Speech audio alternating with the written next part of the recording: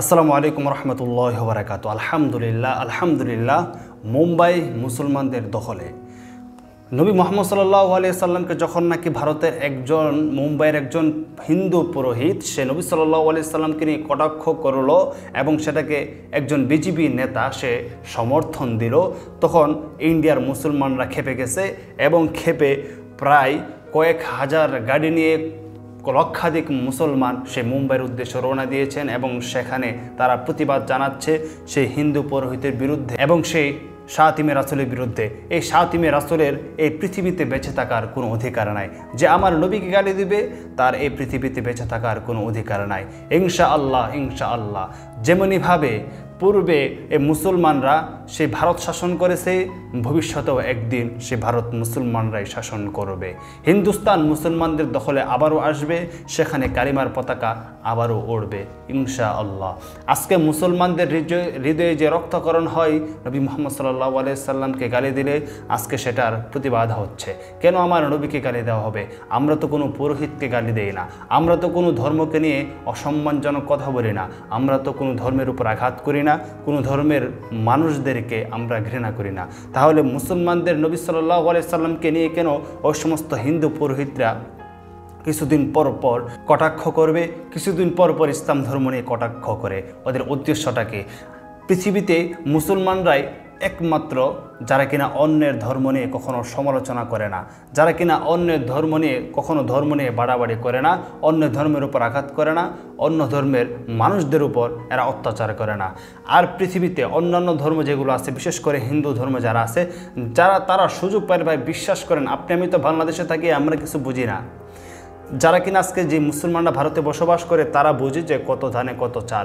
সেখানে মুসলমানেরা তারা তাদের নিজেদের ঈমান নিয়ে বেঁচে থাকাটা অনেক কঠিন। সেখানে কিছুদিন পর পর তাদের ঘরবাড়ি ভেঙে দেওয়া হয়, সেখানে কিছুদিন পর পর ইসলাম ধর্মের উপর কটাক্ষ করা হয়।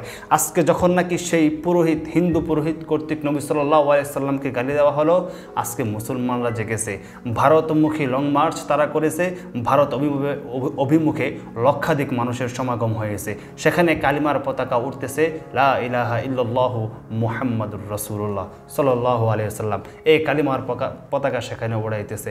একজন সাংবাদিক একজন নেতাকে প্রশ্ন করলো, আপনি কি সিট হেরে যাওয়ার জন্য এই সমস্ত কিছু করতেছেন? সে বলতেছে, না, আমি সিট হেরে গেছি এই জন্য আমি কিছু করতেছি না। এরকম শত শত সিট কুরবানি দিতে পারবো আমার নবী মুহাম্মদ সাল্লাল্লাহু আলাইহি সাল্লামের জন্য।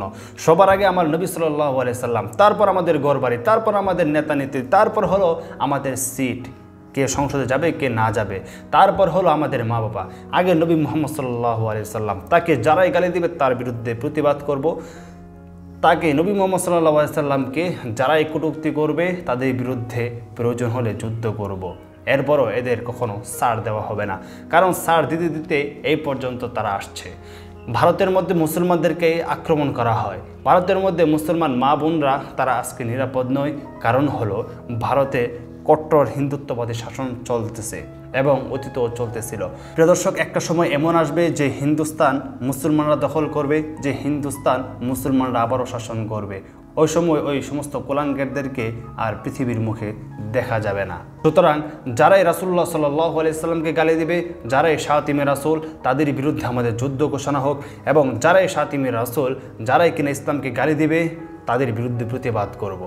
এর জন্য যদি আমাদের জীবন দিতে হয় জীবন দিব, এর জন্য যদি আমাদেরকে জীবন নিতেও হয় সেটাও করব।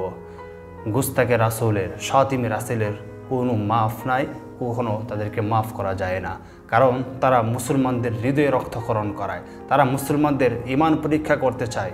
সুতরাং সেই ভারতীয় মুসলমানদেরকে অভিবাদন জানাই, ধন্যবাদ জানাই এরকম প্রতিবাদ করার জন্য। তো যাই হোক প্রিয় দর্শক, আজকের এই ভিডিওটা পর্যন্তই। বিদায় নিচ্ছি এখান থেকে। আসসালামু আলাইকুম রহমতুল্লাহি ওয়া বারাকাতুহু।